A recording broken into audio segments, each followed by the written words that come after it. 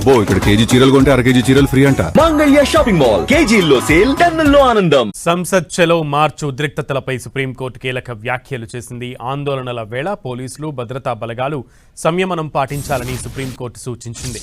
రాళ్లు విసిరిన యువతపై కఠినంగా వ్యవహరించొద్దని, కౌన్సిలింగ్ ఇచ్చి వారిని శాంతింపచేయడమే ప్రభుత్వాల బాధ్యతని సుప్రీంకోర్టు తెలిపింది.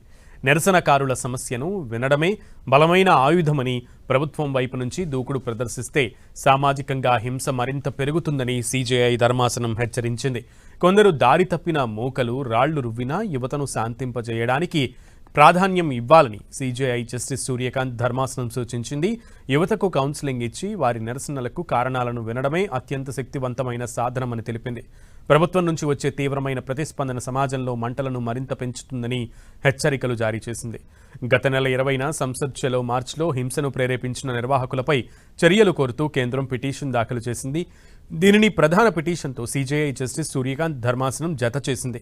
ఈ సందర్భంగా ప్రజాస్వామ్య దేవాలయమైన పార్లమెంటు వైపు దూసుకొచ్చిన వారిపై జవాబుదారీతనం ఉండాలని పిటిషనర్ విజ్ఞప్తి చేశారు. ఇటువంటి పరిస్థితులను ఎలా అదుపు చేయాలో పోలీసులకే బాగా తెలుసని సుప్రీంకోర్టు ధర్మాసనం వ్యాఖ్యానించింది. శాంతియుత నిరసనలను ప్రోత్సహించాలని, పరిస్థితి చేయి దాటకుండా చూడాలని ప్రభుత్వానికి సర్వోన్నత న్యాయస్థానం సూచించింది.